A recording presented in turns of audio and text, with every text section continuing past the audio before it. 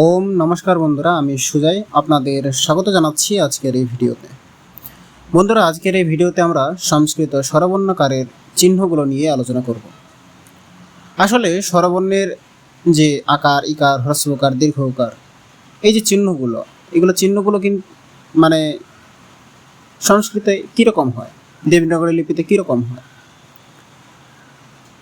তো বন্ধুরা, আমি এই বিষয়ে যদি বলি তাহলে বাংলা স্বরবর্ণের মাত্রা আর দেবনাগরী লিপির স্বরবর্ণের মাত্রা যে চিহ্নগুলো, এদের যে চিহ্নগুলো খুব একটা যে পার্থক্য তেমন কিন্তু নয়।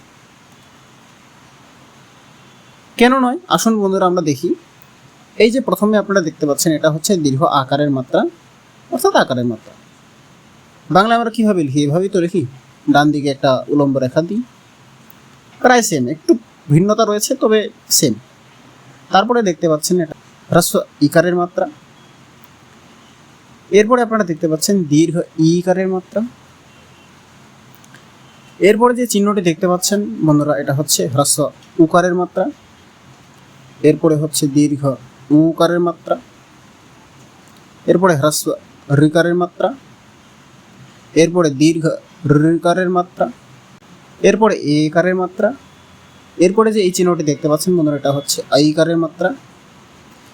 এটা হচ্ছে ও আর, এবং এটা যে চিহ্নটা দেখতে পাচ্ছেন বন্ধুরা, এটা হচ্ছে ঔকারের মাত্রা। তো বন্ধুরা, এই যে মাত্রা, স্বরবর্ণের যে মাত্রা চিহ্নগুলো আপনারা অনুভব করতে পারবেন যে বাংলা মাত্রা চিহ্নের থেকে খুব পার্থক্য নয়, শুধু এ, আই, ও, ঔ এই চারটা একটু ভিন্ন ধরনের রয়েছে। আসুন বন্ধুরা, এখন দেখুন, আমরা যদি কয়ের সাথে আ থাকে তাহলে কি ক, আর যদি আমরা আকারটা লাগাই দীর্ঘ আ তাহলে কি হবে কা। এরপরে দেখুন বন্ধুরা, হ্রস্ব ইকারের মাত্রা যুক্ত আছে তাহলে কি। এরপরে বন্ধুরা দেখুন, দীর্ঘ ইকারের মাত্রা যুক্ত আছে তাহলে কি হবে কি। কু কু।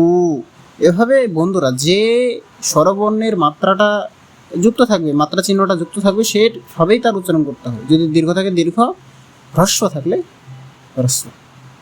তাহলে ক, হ্যাঁ, কা, কি, কি, কু, কু, কৃ, ত্রি, কে, কাই, কো, কৌ। ঠিক আছে বন্ধুরা, এই হচ্ছে স্বরবর্ণ মাত্রা চিহ্নের ব্যবহার আজকে আমরা জানতে পারলাম। বন্ধুরা, আজকে এই ভিডিওতে অবশ্যই আপনারা বুঝতে পেরেছেন যে কিভাবে আমরা সংস্কৃত স্বরবর্ণকারের চিহ্নযুক্ত বর্ণকে আমরা পাঠ করতে পারবো কিংবা পড়তে পারবো। আশা করি এই ভিডিওটি ভালো লেগেছে। যদি ভালো লেগে থাকে তাহলে অবশ্যই একটি লাইক করে দেবেন এবং সুন্দর একটা কমেন্ট করে আমাকে উৎসাহিত করবেন। ধন্যবাদ।